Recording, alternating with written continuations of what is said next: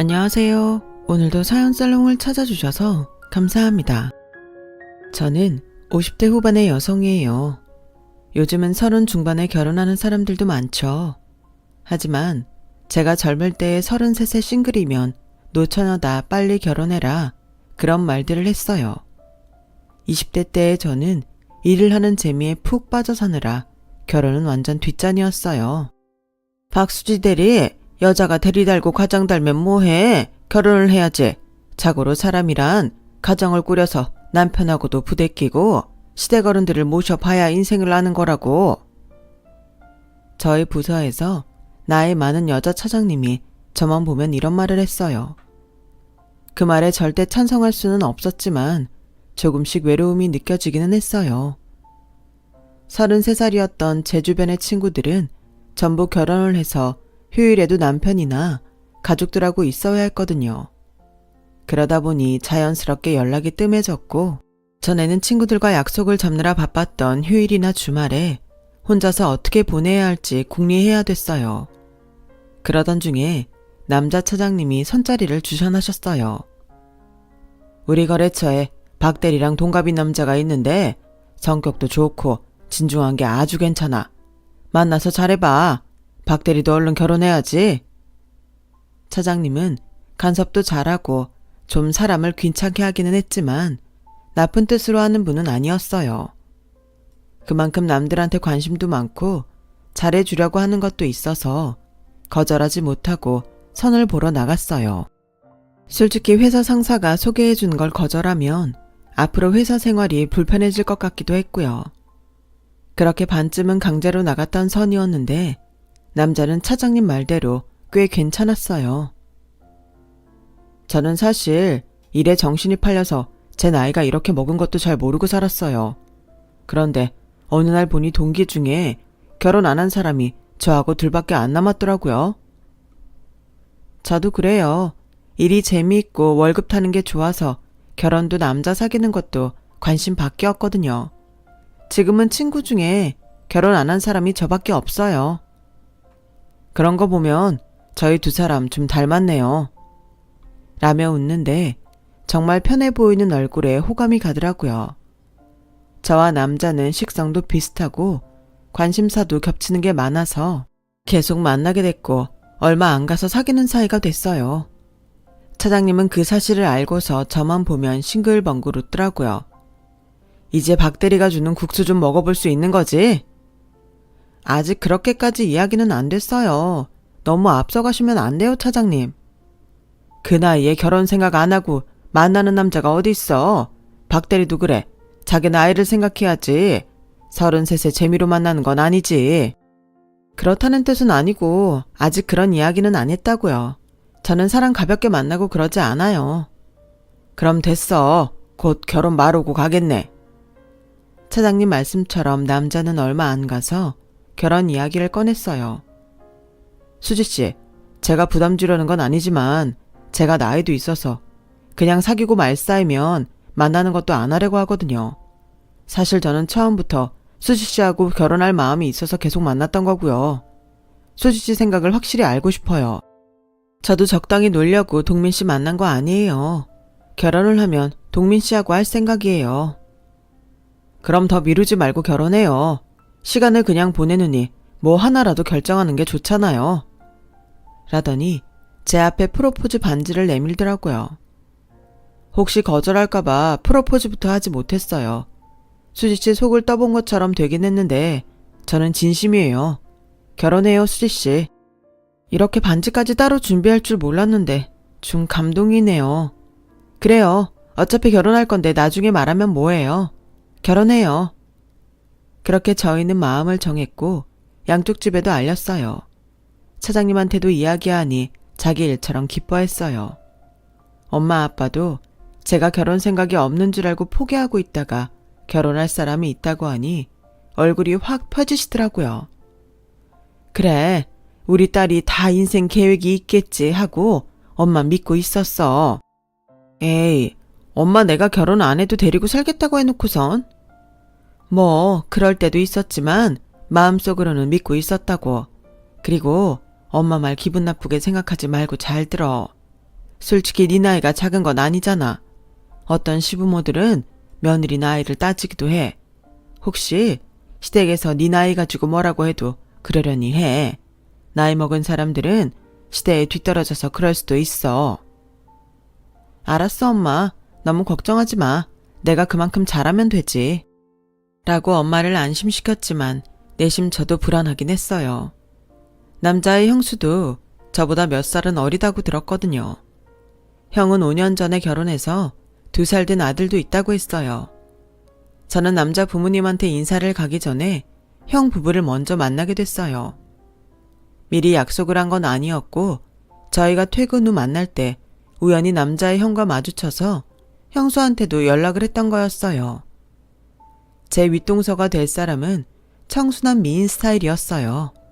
목소리도 나긋나긋하고 참 상냥하더라고요. 제가 형님이라고 해도 더 나은 것도 없어요. 그러니까 편히 대해주세요. 잘 부탁드려요. 저야말로 잘 부탁드릴게요. 이렇게 배려해 주셔서 감사해요.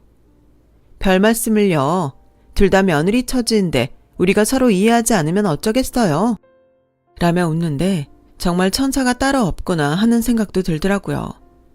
꼭 드라마에 나오는 가녀린 여자 주인공 같아서 저도 넋을 놓고 본 것 같아요. 남편의 형도 저희한테 나이 이야기 한마디도 안 하고 정말 편하게 대해줘서 형제간에는 잘해나갈 수 있겠다 싶었어요. 그리고 시댁에 처음 인사를 하러 갔을 때였어요. 시어머니는 문 앞까지 나와서 저를 반갑게 맞아주셨지만 시아버지는 방에서 신문만 보고 있었어요. 둘째네 왔잖아요. 이제 그만 좀 나와봐요. 시어머니 재촉에 어쩔 수 없다는 듯 나온 시아버지는 저를 쓱 훑어보더니 혀를 차며 거실 소파에 앉았어요. 결혼하면 먼저 애부터 가질 생각해라. 나이가 있으니 어영부영 시간 보내지 말고 집에 들어와서 할 일은 제대로 하라고. 나중에 나이가 많아서 애를 못 갖네 어쩌네 변명하지 말고. 시아버지는 저와 남편이 뭐라고 말을 하기도 전에 일어나서 시어머니가 준비해 놓은 과일 접시를 들고 도로 방으로 들어가 버렸어요. 저 사람이 무뚝뚝한 데가 있어서 그래. 네가 이해를 해라. 그래도 나쁜 사람은 아니야. 차차 정들면 괜찮아질 거야. 시어머니는 제가 무안할까봐 굉장히 신경을 써주셨고 저도 그런 시어머니가 고마워서 그러겠다고만 했어요. 하지만 결혼하고 몇 달이 지나도 시아버지가 저를 보는 태도는 달라지지 않았어요. 너네는 왜 맨날 점심시간에 딱딱 맞춰서 못 오고 늦는 거냐? 이게 다 여자 나이가 많아서 행동이 굼떠서 그런 거지. 니들 결혼하고 4개월인데 아직 애 소식은 없냐? 이래서 여자가 나이 많으면 곤란하다니까. 통민이 저 녀석은 무슨 생각을 하고 사는 건지 원. 지 형수를 봐. 여자답고 어리니 아이도 빨리 낳고 얼마나 좋아. 그것도 아주 실한 아들을 낳았잖아. 둘째, 더 나이 먹으면 좋은 애 낳기 힘드니 한약도 먹고 병원도 다니면서 애 좀 써라. 사실 다른 것보다 시아버지가 주는 스트레스가 우리 부부 아이 갖는데 더 나빴어요. 시어머니도 가만히 있는데 시아버지가 그러는 게 처음에는 참 특이하다고 생각했어요. 그런데 제가 가만히 보니 시아버지가 워낙 세서 시어머니도 평생 눌려 산 것 같더라고요. 시어머니는 시아버지 앞에서는 아무 말씀도 없었지만 저와 단둘이 있을 때는 따뜻하게 대해주시고 좋은 말씀도 많이 해주셨어요. 니네 시아버지 하는 말 너무 귀담아 듣지 마. 그냥 그러려니 하고 한 귀로 듣고 한 귀로 흘려. 그거 쌓이면 스트레스 받아서 아무것도 못한다. 둘째 네 행복이 제일 중요하니까 다른 사람이 뭐라고 하든지 네가 제일 편한 대로 해라. 솔직히 시어머니라고 하면 굉장히 먼 느낌이 들고 친구들 시집살이하고 시어머니랑 갈등 겪는 이야기도 많이 들어서 긴장도 했었는데 결혼하고 반년 만에 저는 시어머니와 제일 좋은 사이가 되었어요. 하지만 시아버지가 저만 보면 인상을 찌푸리고 거의 무시하다시피 하니 시어머니가 아무리 잘해주셔도 시댁에 가는 게 부담스러워졌어요. 제가 나이가 많다는 이유로 그렇게까지 싫어하니 아무리 흘려버리려고 해도 안 될 때가 많았죠. 언젠가부터 저는 시댁에 가는 날이면 가슴에 돌덩이를 얹은 것처럼 눌리고 소화가 안 됐어요.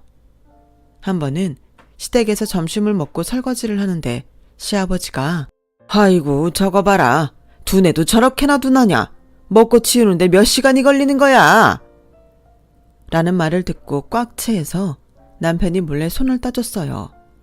그러고도 내려가지 않아서 약을 먹고 있는 걸 시어머니가 보셨어요. 어디 아프니? 그러고 보니 안색이 영 안 좋네. 속이 좀 안 좋았는데 약 먹고 손도 땄으니 괜찮아요. 그 말을 들은 시아버지는 행동만 둔한 게 아니라 내장도 둔해서 먹은 것도 소화가 느리구나. 에휴, 그만 좀 해요. 당신은 소화 안 될 때 없어요. 애 아픈데 그런 말 하면 나을 것도 안 낫겠어요. 라고 시어머니가 한마디 하시자 시아버지는 못 들은 척하고 신문을 소리내며 펼치더라고요. 잠시 후 아주버님과 형님이 집에 왔어요. 형님은 오자마자 부엌 의자에 앉아서 약을 먹더라고요. 그걸 본 시아버지가 얼른 오더니 아가 왜 그러냐? 어디가 안 좋아? 오다가 멀미가 좀 났어요. 괜찮아요 아버님. 그럼 오늘은 오지 말지 그랬어. 멀미 났을 땐 이렇게 불편하게 있으면 안 된다.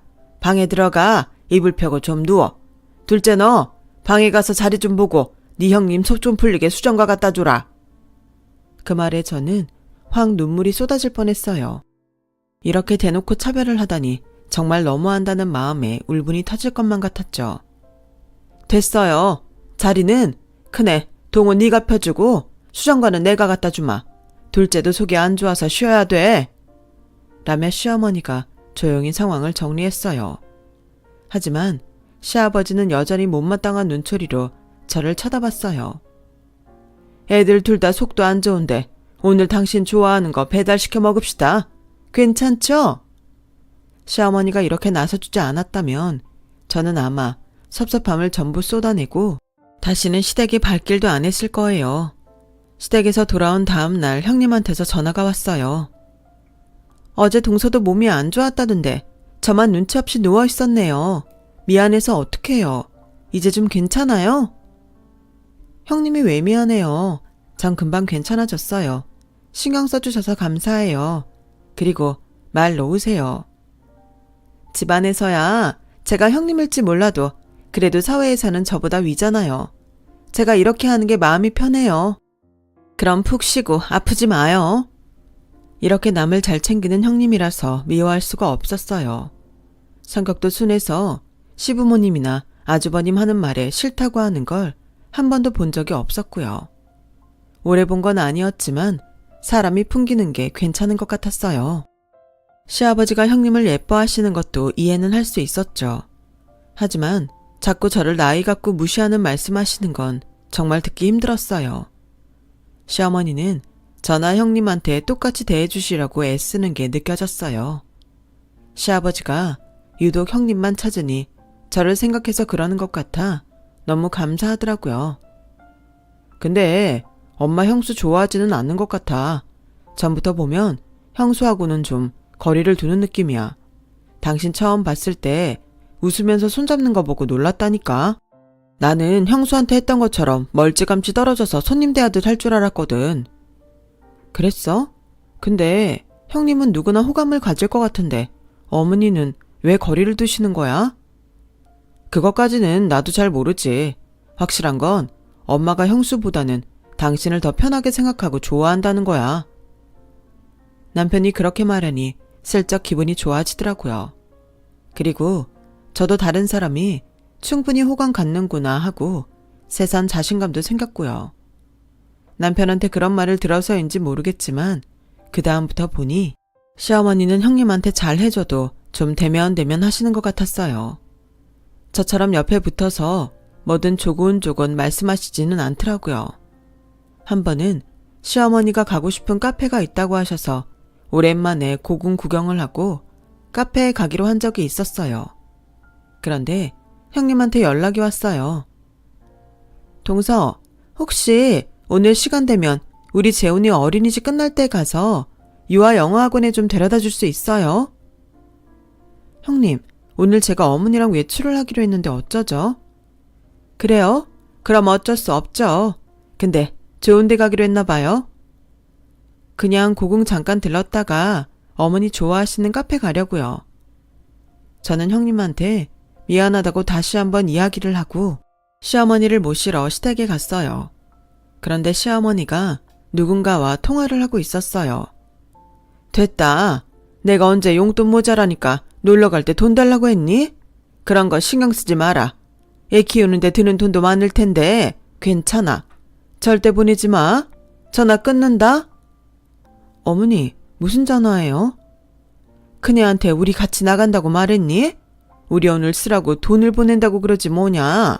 하지 말라고 했어. 형님이 재훈이 어린이집 끝나고 영어학원 데려다 달라고 했는데 어머님이랑 약속이 있어서 어렵다고 그랬거든요. 그런데 돈까지 보내면 안 된다고 한 네 마음이 편하겠니? 걔는 신경 써주는 게 어째 더 마음을 불편하게 하는 게 있다니까? 라며 한숨을 푹 쉬셨어요. 하긴 형님 부탁을 못 들어줬는데 놀 때 쓰라고 돈을 보내주면 제 입장이 뭐가 되겠어요. 시어머니가 그런 것까지 신경 써주셔서 감사했지만 형님이 배려하는 게 꼭 상대를 편하게 하지 않는다는 것도 알게 됐죠. 그 전까지 시어머니는 저희 앞에서 다른 형제에 대해서는 한마디도 하지 않으셨어요. 그건 형님 부부한테도 마찬가지였고요. 저는 그 점을 존경했고 시어머니를 더 좋아하게 됐어요. 그런 분이 저렇게 말씀하시니 정말 불편한 게 있는 것 같더라고요. 그 후로 시어머니는 또다시 형님 내의 불평은 한 번도 안 하셨어요. 저한테 하셨던 말씀도 불평은 아니었고 제 편을 들어준 거였지만요. 다음 해에 저는 건강한 아들을 낳게 됐어요. 하지만 시아버지 태도는 변함이 없었어요. 그렇게 아이 노래를 하셨던 분이 제가 아들을 낳았다고 해도 시큰둥 하는 걸 보니 티는 내지 않았지만 정말 섭섭했어요. 형님네 아들은 아이고 우리 복덩이 이쁜 손자 하며 챙기셨지만 우리 아이한테는 눈길도 제대로 주지 않았죠. 저는 저 때문에 아이까지 시아버지 눈밖에 났나 싶어서 엄마로서 너무 마음이 안 좋았어요. 그렇게 1년여의 시간이 지나고 아이 둘이 막 지났을 때였어요. 형님네 아들하고 우리 애가 같이 거실에서 놀고 있을 때 거실 마루 수리하는 사람들이 오자 시아버지는 얼른 형님네 아들만 안아서 방으로 들어가 버렸어요. 물론 저와 남편이 부엌에 있었고 형님 부부는 자리에 없었으니 우리 애는 우리가 챙기려니 했을 수도 있죠. 하지만 그동안의 시아버지의 언행을 보면 명백한 차별이었어요. 이번에는 남편도 참지 못하고 한마디 했어요. 아버지, 좀 그러네요. 우리 영훈이가 더 어린데 그렇게 재훈이만 쏙 안아서 방으로 데리고 들어가세요. 우리 영훈이는 공사하는 데에 둬도 된다는 거예요. 데리고 들어가려면 둘 다 데리고 들어가셔도 되잖아요. 영훈이는 니네가 챙기잖냐. 재훈이는 오늘 엄마 아빠 바빠서 밤늦게 나온다는데 혼자 있는 게 불쌍하지도 않아. 작은아버지가 돼서 매정하게 그게 뭐냐? 라며 오히려 남편을 이상한 사람을 몰아세웠어요. 집에 돌아와서 저는 남편을 다독였어요. 우리 아버님 마음 얻으려고 너무 애쓰지 말자. 그래도 우리한테는 어머님이 있잖아. 영훈이도 많이 예뻐해 주시고. 아무리 참고 이해하려고 해도 애한테까지 그러니 화가 나잖아. 하긴 어릴 때도 아버지는 항상 형평만 들었지. 우리 영훈이한테까지 그런다고 생각하니 견딜 수가 없네. 아버님 때문에 우리 영훈이 상처받을 것 같으면 영훈이 아버님 댁에 데려가지 말자. 차라리 그게 낫겠다. 우리야 어쩔 수 없다지만 아무 죄도 없는 애까지 힘들게 할 수는 없잖아. 그렇게 저희는 서로를 위로하며 의지했어요. 그러던 어느 날 갑자기 시아버지가 쓰러졌어요. 심장이 잠깐 멈췄었다는데 다행히 옆에 시어머니가 계셔서 바로 119를 불러서 응급실에 가서 큰일은 없었다고 해요. 하지만 그때 이후 시아버지는 몸져 눕는 날이 많아졌어요. 저와 형님은 순번을 정해서 시아버지 병간호를 하게 됐고 회사에 복직한 저보다 형님이 시아버지 옆에 있는 날이 많았어요. 그리고 형님의 지극정성은 정말 보는 저도 혀를 내두를 정도였어요. 유럽에서 오는 사람들한테 부탁해서 한국에 들어오지 않는 건강식품을 구하기도 하고 그때는 많지 않았던 귀한 장례상까지 시아버지 건강에 좋다며 그 자리에서 씻어서 한 뿌리씩 입에 넣어주더라고요. 또 시아버지가 원하는 게 있으면 다음에 어떻게든 구해오는데 이런 며느리면 정말 이뻐할 만 하겠다 싶었어요. 저도 하느라고 열심히 음식도 장만하고 보약도 챙겼지만 형님 하는 거엔 반도 못 미쳤어요. 시아버지가 워낙 입맛이 고급진 데다가 까다로워서 다 맞추기가 힘든데 형님은 그걸 다 해내더라고요. 한 번은 제가 있을 때에 시아버지가 산적이 먹고 싶다고 해서 다음날 반차를 내고 산적을 해서 가져갔어요. 그런데 형님이 도미찜을 해왔는데 정말 고명도 예쁘게 하고 잘했더라고요.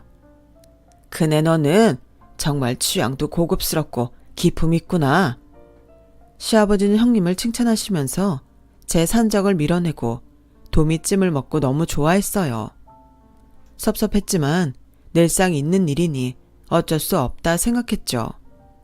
그런데 부엌에서 시어머니가 뭐라고 하시는 것 같아서 들어갔더니 형님이 도미찜을 담아온 통을 보고 계시더라고요. 이렇게 고급 한정식집에서 사온 걸 맨날 지가 다 한 것처럼 해요. 시아버지 앞에서 요리라도 시켜볼까 보다. 어우 답답해. 라며 그 통을 쇼핑백에 도로 넣으셨어요. 제가 과일 준비를 하며 슬쩍 보니 정말 도미찜을 담아온 통에 유명 한정식집 마크가 찍혀 있더라고요. 어쩌면 시어머니는 전부터 형님이 그렇게 눈속임 하는 걸 보신 게 아닌가 싶었어요. 어쨌든 그것도 다 형님 정성이니 뭐라고 할 수는 없었죠. 그렇게 반년을 형님은 정말 극진하게 시아버지를 모셨고 시아버지는 한밤중에 심장 발작을 일으키고 세상을 떠났어요. 아무리 저와 남편한테 쌀쌀 맞은 시아버지였대도 돌아가시니 서운하고 마음이 많이 아팠어요. 그런데 또다시 저희 부부가 상처받는 일이 생겼어요. 시아버지한테 건물 세 채와 주식이 꽤 많았고 예금도 많았는데 그 대부분을 형님네한테 준다고 유언장에 써 있었어요. 저희는 그렇다 치고 시어머니도 계신데 어떻게 그 많은 재산을 형님네한테 다 줄 수 있는지 이해가 안 됐어요.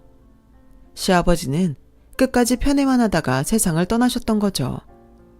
저희는 변두리에 있는 땅을 다시 시어머니께 드리겠다고 할 정도로 시어머니는 많은 걸 받지 못하셨어요.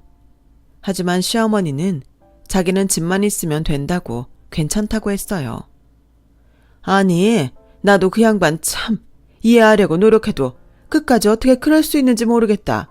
요즘 같은 세상에 큰아들한테만 몰아서 주는 법이 어딨어? 라며 오히려 저희한테 미안해 하셨어요. 어머니, 괜찮아요. 재산 좀 못 받으면 어때요? 저희 둘 다 잘 벌고 회사에서도 능력 인정 받고 있잖아요. 수지 말대로야 엄마. 우리 지금까지도 우리 힘으로 잘 먹고 잘 살았잖아. 앞으로도 그럴게. 엄마는 엄마만 챙겨. 저는 저희를 위해 마음 아파하시는 시어머니가 정말 고마웠어요.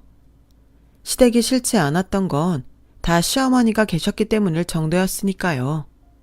형님네하고는 아무래도 시아버지가 차별을 하다 보니 많이 가까워지기가 어려웠어요. 언젠가부터는 아주버님도 은근히 저와 남편을 무시하고 집안의 힘든 일은 다 저희한테 밀었거든요. 그러다 보니 시아버지가 돌아가셨어도 굳이 형님네하고 친해지고 싶은 생각이 들지 않았어요. 또 저희가 재산의 크기를 마음에 두지 말자고 하긴 했어도 그렇게 티나게 유산으로 차별을 받으니 마음이 좋지 않은 것도 사실이었고요. 모든 절차가 끝나고 형님은 시어머니한테 같이 살자고 하는데 시어머니는 끝내 거절하셨어요. 나 혼자 살 수 있어. 내가 어디 아픈 것도 아닌데 왜 자식들 신세를 지니? 너네든 둘째네든 같이 있는 거 불편해. 가끔 얼굴이나 보면서 살자. 그리고 저와 남편은 잠깐 해외에 나가게 됐어요. 남편이 주재원으로 발령이 나서 4년 정도 싱가포르에 나가게 된 거였어요. 해외에서라도 시어머니를 챙긴다고 열심히 노력을 했는데 아무래도 떨어져 있다 보니 연락이 뜸해지고 안부를 잘 모르고 살게 됐어요. 주재원 생활을 얼마 남기지 않았을 때 남편이 다급하게 저한테 연락을 했어요. 어머니 연락 좀 해. 전화가 안 되는 게 뭔가 이상해. 형도 전화를 안 받고 회사도 관뒀대. 그 말에 놀라서 연락을 해보니 없는 전화로 나오더라고요. 형님네는 아예 다른 사람이 전화를 받았어요. 그 전화번호를 쓴 지 벌써 6개월이 넘었다는 거였어요. 저는 아무래도 안 되겠다 싶어서 바로 비행기표를 끊어서 한국에 와서 시댁을 먼저 찾아갔어요. 그랬더니 전혀 모르는 아저씨가 나오시는 거 아니겠어요? 여기 사시던 할머니 모르세요? 할머니는 모르겠고 그 아들 부부하고 계약서를 작성하긴 했어요. 그 사람들 미국 간다고 다 정리한다고 하더라고요. 네? 미국이요? 저는 너무 놀라 큰 소리로 말하자 안에서 아저씨 부인이 나왔어요. 저기 곱상하신 노인네 말하는 거면 내가 여기 계약하고 가구 마치려고 들은 날에 요양원 차 타고 나갔어요. 안 가려고 아주 애를 쓰시는데 너무 안타까웠어요. 아들 부부가 어머니 버리고 미국 가는구나 싶었지. 저는 바로 남편한테 연락을 했고 남편도 이틀 후에 한국에 왔어요. 무조건 제일 빠른 비행기를 타고 왔다고 해요. 저와 남편은 아는 인맥은 다 끌어다가 형님네 소식을 알아봤어요.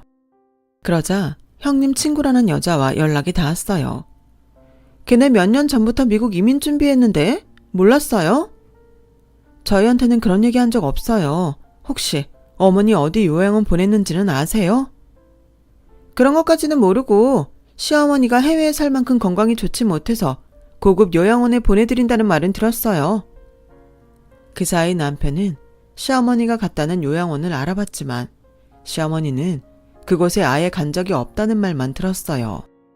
저희는 다시 시댁으로 가서 아주머니한테 요양원 차가 어떤 거였는지를 물어봤고 차의 색이나 크기, 종류 같은 걸로 몇 군데를 찍어서 시어머니가 계신지 다 가보기로 했어요.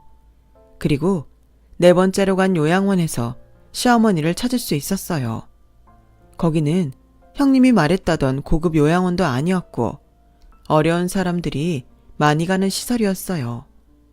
저희가 시어머니를 찾자 접수처에 있던 간호사가 아, 그분요. 아들 부부가 6개월치 선납하고 가셔서 이번 달이면 나가셔야 되는데 다행히 찾아오셨네요.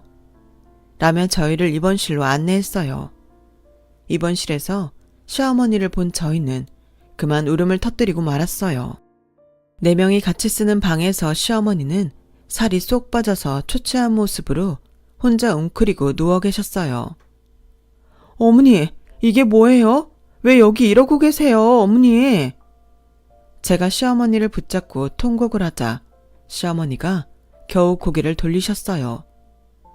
둘째네 왔구나. 어떻게 찾아왔어? 엄마! 남편은 그 자리에서 시어머니를 끌어안고 펑펑 울었어요. 저희는 바로 시어머니를 모시고 서울로 와서 큰 병원에 입원부터 시켰어요.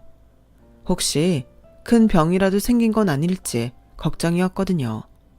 하지만 다행히도 저희가 걱정할 만한 병은 없다고 했어요. 다만 심적인 충격이 너무 크셔서 입맛도 없고 공황장애 증세가 있으니 통원 치료는 하셔야 됩니다. 저희는 그 말에 형님 부부가 너무 괘씸해서 견딜 수가 없었어요. 와, 진짜 무슨 인간들이 그래? 유유상종이라더니 똑같은 인간들끼리 만나서 가면 쓰고 살았구나. 이것들을 어떻게 찾지? 그러니까 형님은 아버님한테 재산 받으려고 그렇게 열심히 노력한 거였네. 대단하다 정말. 어머니 혼자 사시겠다는데 기어이 시댁에 들어가서 그 집 자기네 거로 돌리자마자 팔아버리고 어머니를 요양원에 방치해? 사람도 아니야 진짜. 만나기만 해. 내가 가만 안 둬. 고마워. 우리 엄마 일에 이렇게 신경 써줘서. 당연하지. 어머니는 진짜 내 2번째 엄마라고. 우리 친정엄마 못지않게 나 어머니도 좋아해. 진작에 더 자주 전화드리고 확인했어야 되는데 해외에 떨어져 있다고. 잠시 소홀한 내가 싫다. 자학하지 마. 당신 충분히 잘했어. 우리가 어머니 다시 건강해지게 만들고 재미있게 살자. 그 인간들 진짜 한국에 발붙이는 순간 끝인 줄 알라고 해. 저희는 그렇게 다짐하며 2 손을 꼭 잡았어요. 저는 용하다는 한의원은 전국을 다 돌아다니며 시어머니 보약을 지어드렸고 대학병원 치료와 대체의학을 잘하는 곳까지 전부 알아보고 시어머니를 모시고 다녔어요. 경치 좋은 데에 여행도 자주 갔고요. 시어머니 좋아하시는 것도 열심히 만들어서 드시게 했죠.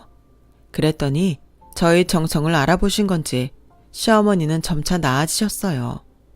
대학병원에서도 좋은 소식을 들었고요. 이제 많이 좋아지셨네요. 약은 끊어도 되겠습니다. 앞으로 마음 편히 가시고 즐겁게 생활하세요.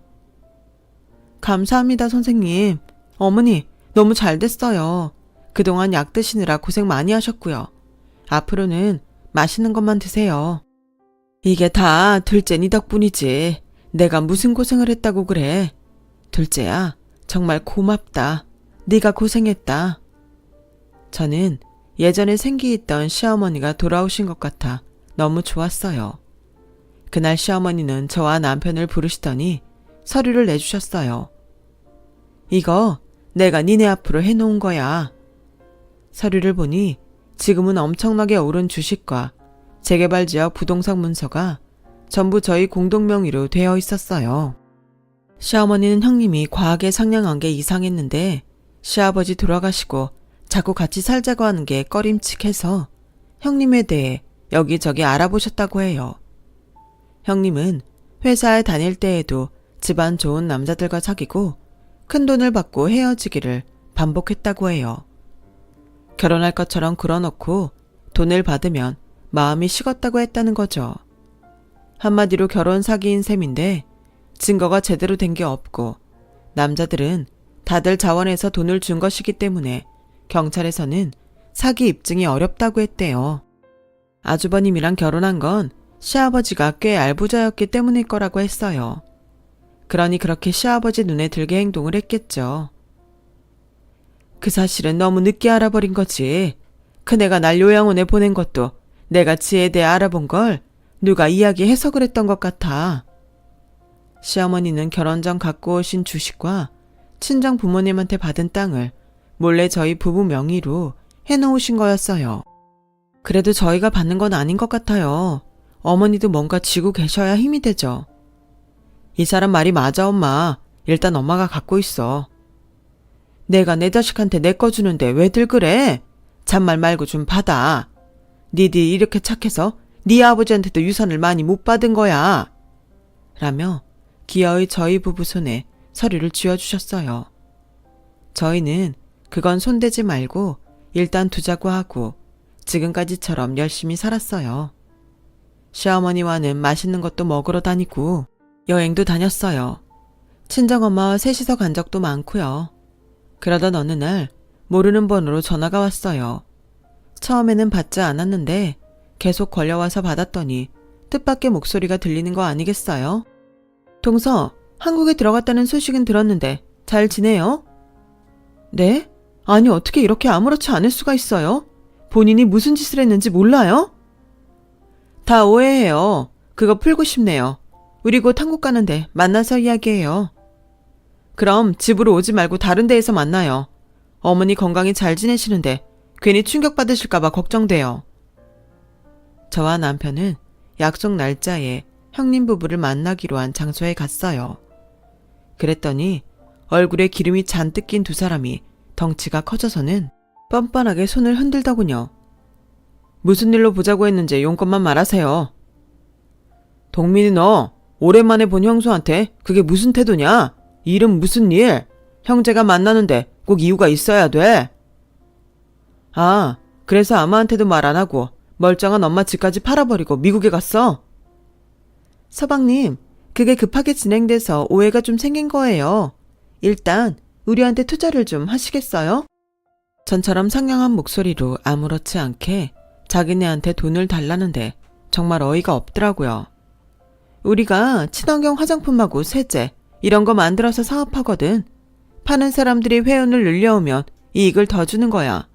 이 기회에 동선에도 가입을 해서 우리랑 함께하면. 저기요, 지금 그게 말이에요, 막걸리예요? 제일 먼저 어머니는 잘 계시는지 편찮으신 데는 없는지 그것부터 물어보는 게 순서가 아니에요? 우리가 궁금해서 보러 온 건 다 핑계고 돈 때문에 온 거네요.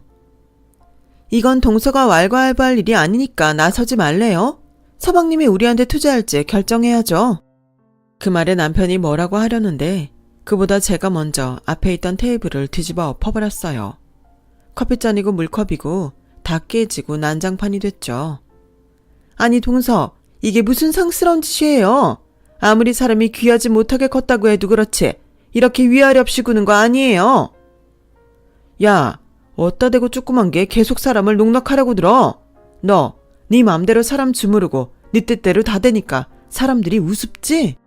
너 젊을 때부터 부잣집 남자들 등에 빨대 꽂고 빨아먹다가 버린 거 우리도 다 알게 됐거든?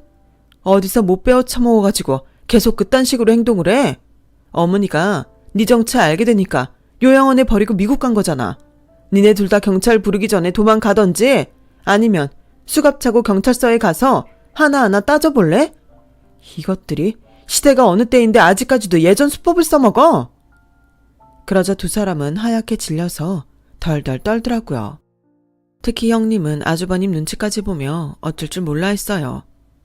이 사람 말한 거 들었죠? 경찰서 가기 싫으면 당장 꺼져요. 형이고 뭐고 없으니까. 동민아, 우리 형제잖아. 마누라들끼리 사이 나쁜 건 그렇다 치고 너는 내 핏줄인데 형 좀 도와줘. 우리 사업 자금이 필요해. 마누라들끼리 사이가 나빠? 형이 더 그렇게 만든 것도 있지. 언제 형수나 아버지한테 그러지 말라고 한 적 있어? 형도 나 은근히 무시했잖아. 그래놓고 이제 와서 핏줄이 뭐가 어째? 진짜 오늘 나한테 혼 좀 놔볼래? 그제야 두 사람은 주변 사람들이 우리를 보고 있다는 걸 알고 불이 나게 그 장소를 빠져나갔어요. 알고 보니 두 사람은 다단계 사업을 하다가 잘못돼서 바로 돈이 필요한 상황이었더라고요. 또 그날 제가 형님에 대해 말한 것 때문에 두 사람은 길거리에서 대판 싸우고 사람들 신고로 경찰서에 갔다고 해요. 경찰서에서 연락이 와 저희를 불러달라고 했다는데 저희는 둘 다 상관하고 싶지 않으니 알아서 하라고 했어요. 우리 어머니 재산은 만에 하나 우리한테 일이 생길 경우 영훈이가 쓸 수 있는 거 남기고 나머지는 어머니 위해서 쓰자. 당신 정말 그래도 되겠어? 당연하지. 이거 어머니 거잖아. 와, 내가 진짜 결혼 잘했네. 고마워 여보. 형님네는 나중에 한국에 영구 귀국을 해서 저희를 찾았지만 밖에서 남편이 한번 만났을 뿐이었고 저희 가족과 시어머니는 다시는 상종하지 않았어요. 남편은 우리를 찾아오면 법적으로 대응하겠다고 했다네요. 그래서인지 그 이후 형님네가 연락하거나 찾아오는 일은 없었어요. 시어머니도 형님네 식구는 보고 싶지 않다고 하셨고요. 저희 가족은 시어머니와 잘 지냈고 2년 전 시어머니를 하늘나라로 잘 보내드렸답니다. 특별히 아픈 곳은 없으셨는데 어느 날 갑자기 주무시듯 떠나셨어요. 지금은 남편과 아들 그리고 친정 부모님과 잘 살고 있어요. 사람이 너무 나쁜 행동을 하면 그 행동도 다 자기한테 돌아오는 것 같습니다. 형님네가 그렇게 된 걸 보면요. 열심히 착하게 살아보겠습니다. 제 이야기는 여기까지예요. 들어주신 모든 분들 행복하시고 내일 건강하고 하는 일 잘 되시길 진심으로 바랄게요. 여러분, 사연 댓글에 응원과 현명한 조언 부탁드려요. 좋아요와 구독은 저에게 큰 힘이 됩니다. 오늘도 좋은 일 가득하세요.